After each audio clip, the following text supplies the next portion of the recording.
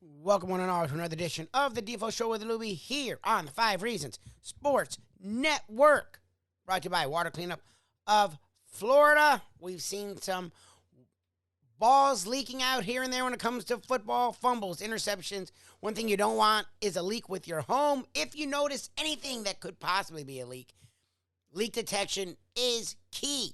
Stopping it, catching it early is what you want to do. And Water Cleanup of Florida will do that for you. Just call them, 954-579-0356 for immediate assistance. Michael, Robert, and their entire team have over 60 years of combined experience and are available to you 24 hours a day, 7 days a week, 365 days a year. After they get to that leak, they find the leak, they repair it, they dry it, they clean it, they restore it. You still want it also to look brand new, right? Well, with their licensed contractors, fully insured, fully certified, they will make sure it looks good as new. One call, they'll take care of it all. 954-579-0356. Just call Michael on his personal cell phone. That's the kind of service they bring to you any time of day, any day of the week. 954-579-0356. Visit the website, WCUFL.com. Checking them out on the socials, Facebook, Instagram, Twitter, at Water Cleanup FL. And if you don't trust me, you trust Google, right? You trust reviews. You trust other loads of people who have had great experiences with Water Cleanup of Florida with over 75-star reviews on Google. Water Cleanup of Florida is the place to go with any leak issues. Water Cleanup of Florida. If you have the schmutz, we have the guts. A team that had lots of guts this past Sunday of the college football weekend. They stressed me out as a Florida State Seminole fan, Florida State Seminole alum, also taught at Florida State, but they did get a big win. Head coach Mike Norvell joined Defo and I. Yes, Florida State head coach Mike Norvell joined us, talking about that game, the aftermath, and more, where Florida State stands today on the Defo Show with Lubie on the 5 Reasons Sports Network.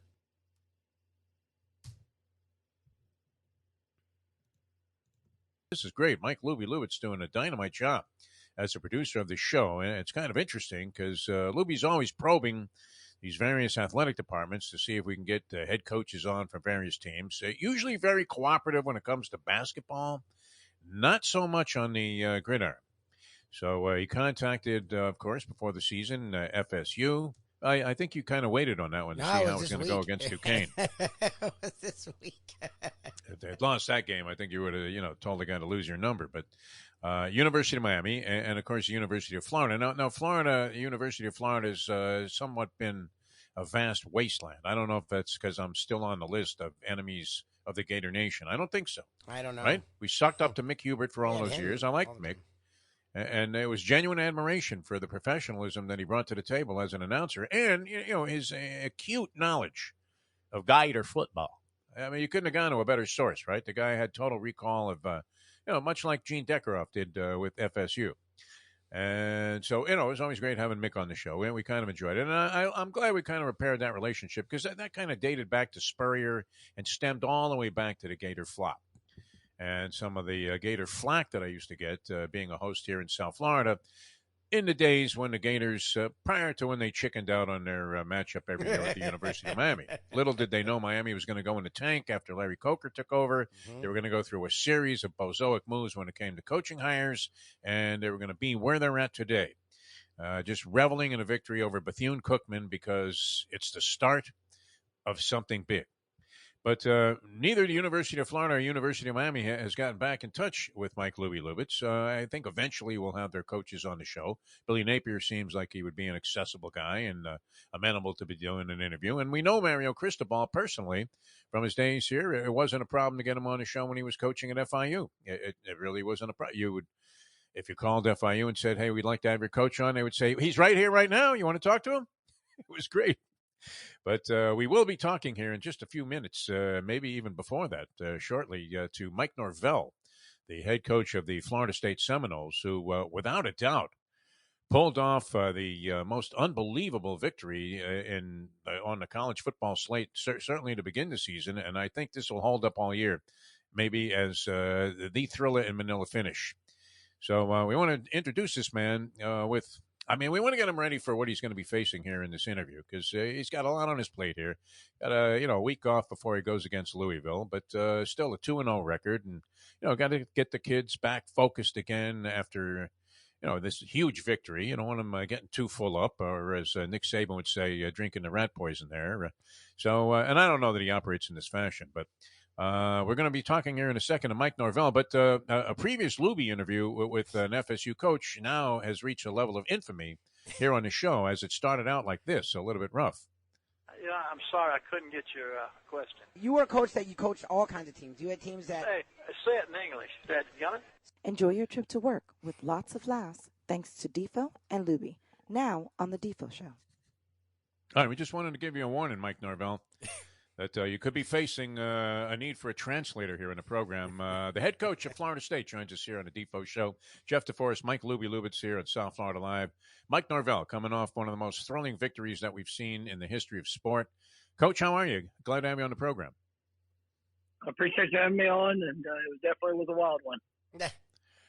Wild one. I was thinking as I was getting ready to do the show here, I'm looking in the mirror, I'm thinking, geez, you look like an old man today because, I looked like I went 12 with Oscar De La Hoya. I was watching a tennis match last night. If you wanted to see, like, competitive fire coming to the forefront here, it ended up at 3 in the morning.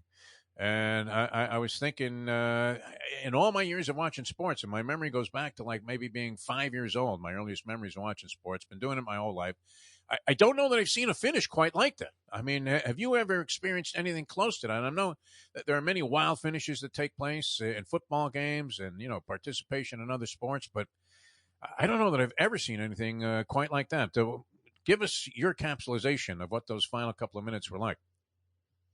That's the great thing about football is, it always will find its way to be able to finish with the importance of one rep. And it's something that we talk to our players about all the time. You never know when that one play, that difference making play is going to show up. And it just happened to be on the very last snap there Sunday night. But we talk about letting your effort be a deciding factor in a game. And that was one thing that definitely showed up was the heart and the effort that our guys showed. Even in times of adversity, nobody wants to be in a situation where you have a lead. There's mistakes that are made. Things that happen. But ultimately, you still have the choice of how you're going to respond in that situation. LSU scored on their final offensive play, but they still had to kick the extra point. And when you watch the the desire that our guys had to go make that play and to see it, Shaheem blocked the kick and it hit the upright. And, when that occurred, it was an unreal experience, and just so proud of our guys for the effort they put in. And, you get done with the game and you go back and look at it and you see all the areas of improvement that we can and will make as we're pushing forward throughout the course of the season. But it's definitely when you get to see that identity show up, it's something you're proud of as a coach. It also represents a little bit of a karma turnaround as you're trying to get the culture going in the right direction there, because throughout history, and of course we covered a lot of University of Miami, Florida State games here in South Florida, those game-ending kicks have not necessarily gone the direction of Florida State in a favorable fashion. We remember Bobby Bowden, with just a look on his face of pure shock after a couple of missed field goals, wide right, wide left in big ball games. Now, after the LSU Tigers scored on that final play, did you have time to really think what was going on out there, right, when you sent the special teams out there? Because it was almost like the camera crew watching a game on TV was recording some of this mass chaos that was going on. And then all of a sudden, they slipped to a shot of the extra point attempt, and you see it being blocked. So what was going on the sidelines there? Because there was chaos before that with trying to figure out what the ruling should be when the LSU tight end was tackled in bounds. Well, when they scored, it was immediately sent our field goal block team out, and I was just holding up one finger, one play, one opportunity, and our guys they took hold of it, and it's funny because it stemmed from an earlier blocked field goal that we had with Jared Verse, did an incredible job, and LSU overcompensated there on the extra point, making sure that they had him blocked, and it provided somebody else's opportunity. And you never know when your moment's going to be. You never know when you're going to have the chance to impact the game. And our guys were ready, and were able to finish the game just because of taking advantage of the chance that they had. Coach, something Coach Bowden said a lot, and it's been brought up a lot during your tenure, is first you lose big, then you lose close, then you win close, then you win big. And we've seen that with you building this program back to greatness. It's sort of building slowly in that exact way. They lost big. Last year, you lost a lot of tough games. Now you go and win a tough game. You referenced it. Look, that game, you did have a big lead, and there was some mistakes made at the end that sort of tightened it up in a way no one wanted, especially us Noles. How do you take the next step to close those games out? What are you trying to do to get in these kids' heads and the coaching staff's heads to be where that game does not tighten up and you can win with a little bit more ease? It's just the continued growth. It's making sure that with all situations that we're getting better, and it's players, coaches, everybody involved. I referenced yesterday, talking to some people that, I like learning lessons when you win a game. Yeah. And, as you sit there and we found a way to be successful. And, when you look at that game Sunday night, I thought we had a dominating performance, for 56 minutes of it. And, then there were some things that were done, some mistakes that were made, in all aspects that, allowed that game to be a lot closer than it needed to be. And, that's where we have to continue to grow. And, I love the foundation that's been laid here. We have worked tirelessly, just to make sure that we're establishing the values, the culture, the work ethic.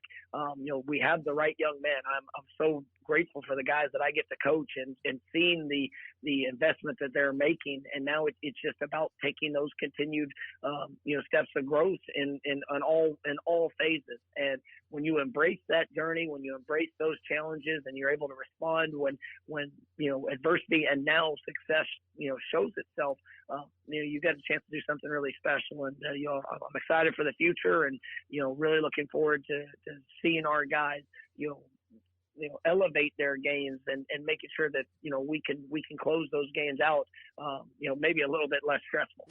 Please.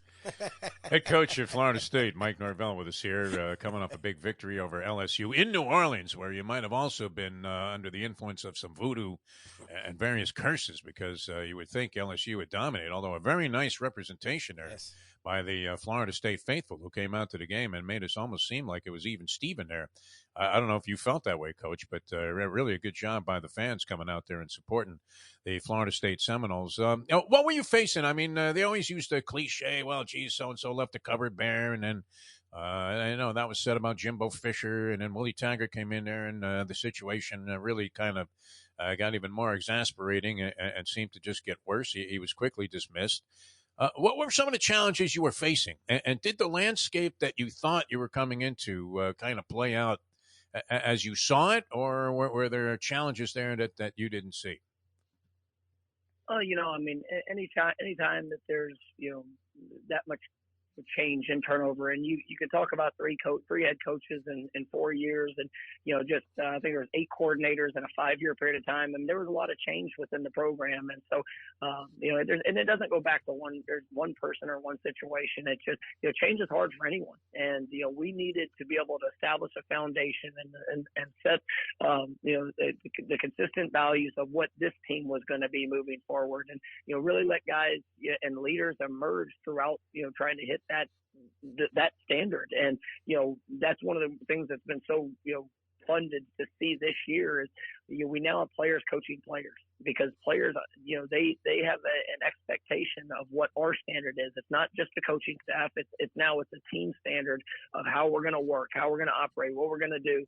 And when you see that ownership in those values, it really helps bring along the newcomers. That your players are holding each other accountable, and just whenever there's that much change, it's the expectations are constantly changing. the communication, the language is constantly changing. And so players aren't able to really take ownership because they're still trying to figure it out themselves. And so that's one of the things that's been pleasing is just to see the buy-in from our players and just the growth that we've been able to have. I mean, and there's been some real challenges, like you mentioned. I mean, how we started off the season ago, starting off the season, I think we're 0-4, but watching players respond because they believed in what we were asking them to do.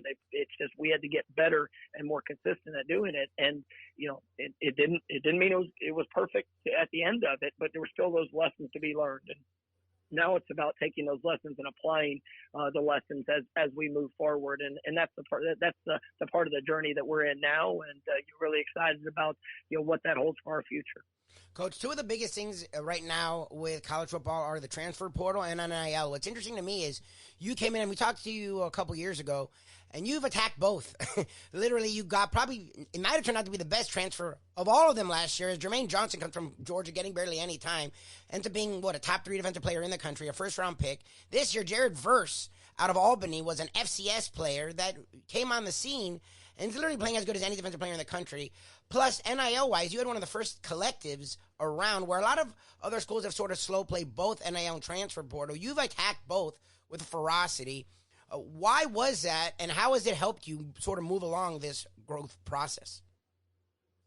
So, for us, we're looking for the right fit for Florida State, and we're trying to bring the biggest, strongest, fastest, best fit for our program that's gonna help guide us to where we want to go. And I think we've done a great job in the high school ranks and in the evaluation and bringing some incredible newcomers that have been able to make an impact as true freshmen and early in their career. And then we've also been able to do that within the transfer portal and find guys that for whatever their previous experience was, if they fit what we were looking for, and we've been able to bring in great leaders, very talented players, but really great young men that want to be a part of this journey. And seeing all that come together, it's really that's one of my favorite parts of being a head coach is building a team. And we've got some guys that have played at an elite level, and Jared is a great story of how he was able to play there on that showcase stage. I mean, he was remarkable, and we look forward to great days ahead. But it's always about finding the right fit, and that's what we're going to continue to do.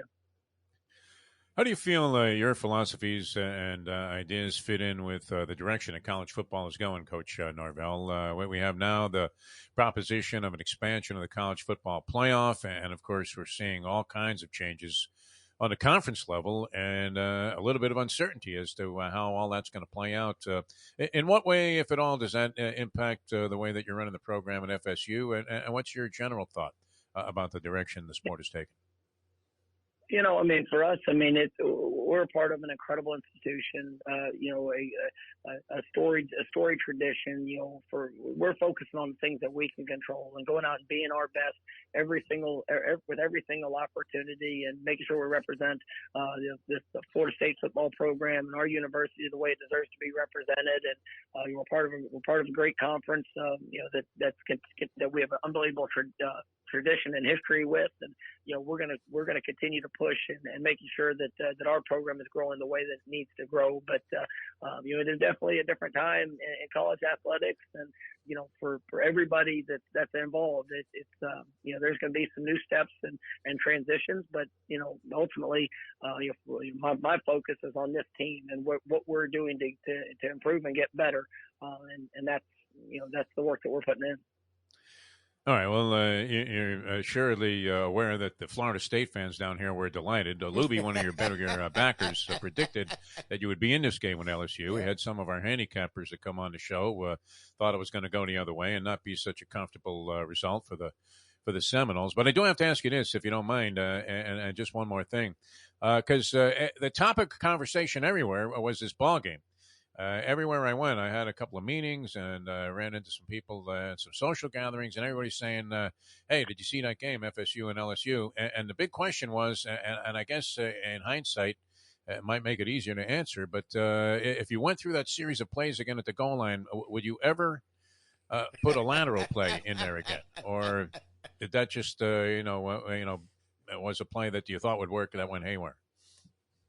Well, I definitely wouldn't have called it if I didn't think it was going to work. But in retrospect, the risk reward was probably not the best decision at that time. And I got faith in our players, and ultimately, it's all things that we reflect. Like I said, players, coaches, everybody involved. You go back and see if where can you get better and what can you do. And ultimately, I'm glad that we were able to make the plays that were necessary to win the game, and we're going to continue to improve as we're moving forward. All right, that's fair. Do you like the clock stoppage after first downs? Do you think? Can we change no, that? I mean, obviously in this case it was great for you, but I mean, bad for you. But do you in general like that rule to stop the clock after first down at the end of the game? Yeah, that's the way it's been. So we'll continue to roll with it, and Exactly. All right, and congratulations again. I don't know that I've ever seen Brian Kelly. He looked like he needed a quart of blood after that muff punt, and then it got wild, even more haywire after that. Fantastic win. Good luck the rest of the way, Coach. Thanks so much for coming on the show with us. Really appreciate it, and we applaud the victory, and congratulations on getting off to this big 2-0 start. I appreciate you guys having me on, and go Noles. Go Noles. All right, thanks so much. Thanks. He does end every interview with Go Noles. I like that. 100%. He did that when he was on the field there after this wild finish, man. 100%. Yes, this is South Florida. We have our South Florida focus down here, but being born and raised down here, there's a lot of Florida State Seminole fans down here in South Florida, plus those Gator, Kane, FIU, FAU, UCF, USF fans. Keep an eye toward Florida State, whether you root for or against them. Coach Mike Norvell was dominating, as he just said, for 56 minutes. That last 4 minutes was rough. If you're a Florida State fan, that 3rd and 5 call, not your dream. That 3rd and goal call, not your dream. That prevent defense that literally prevented them from winning in easy fashion was not your dream. But Florida State did go pretty much on the road. Literally, New Orleans is 50 miles from LSU. That's like Miami to Fort Lauderdale or Miami to West Palm. That's a drive. A drive you can do on a Saturday.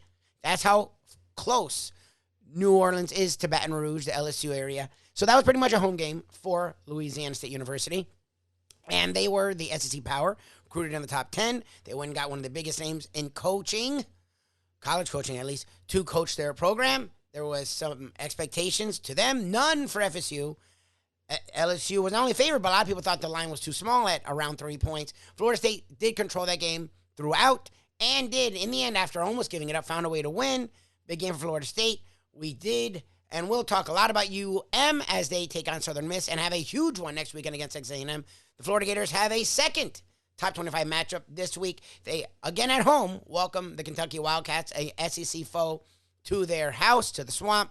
We'll also talk more about the Miami Dolphins as the Dolphins get their season started this Sunday. Check us out each and every morning, 7 to 9, on South Florida Live on YouTube. You can, or just go to Google, look South Florida Live, The Defo Show with Lubie, Google or YouTube. Check out our national podcast today. We had legendary handicapper. He's hysterical, and he knows his stuff, giving his favorite college football and NFL plays, Brandon Lang, on the Believe Network, BLEAV.com. Search After Hours. And always, right here, our South Florida content, The Defo Show with Lubie, on the 5 Reasons Sports Network. Play the ponies in style at Champions, the outstanding simulcasting room at beautiful Hialeah Park. Yes, the grand old lady of thoroughbred racing has never been more vibrant, and you can wager on the races from the top tracks around the country while enjoying a cocktail at the Brass Rail Bar or any of the fine food served throughout the facility. If poker is your game, you're covered in style, and you can play all your favorite Vegas-style games, including blackjack, craps, and roulette, in Hialeah Park's sizzling hot casino. Get a player's card when you walk through the door for all kinds of generous amenities, including our favorite, free play, when you come out to the ultimate casino and entertainment destination, Hialeah Park. These days, we're all looking for comfort anywhere we can find it. Thank goodness for Landlubbers Raw Bar and Grill in Plantation, because they are making sure you are as comfortable as possible. First of all, they're not only open for delivery and pickup. All you have to do is go to landlubbersbarandgrill.com for both pickup and free delivery. You're going to have the best wings in the world. You're going to have a great burger. You're going to have their amazing soups. Again, Landlubbers Raw Bar and Grill. It's nice and easy. Just go to landlubbersbarandgrill.com for both your pickup and free delivery. Thank goodness for Landlubbers for making you always feel right at home. From the newly renovated sports bar to the beautiful bayside views captured at the Tiki Bar, Jimmy Johnson's Big Chill has it all. Located at mile marker 104, the Big Chill also offers waterfront dining while experiencing breathtaking sunset views of the Florida Keys. It's simply the hottest spot in the Keys to cool off. That's Jimmy Johnson's Big Chill at mile marker 104 in Key Largo. For more information, call today at 305-453-9066.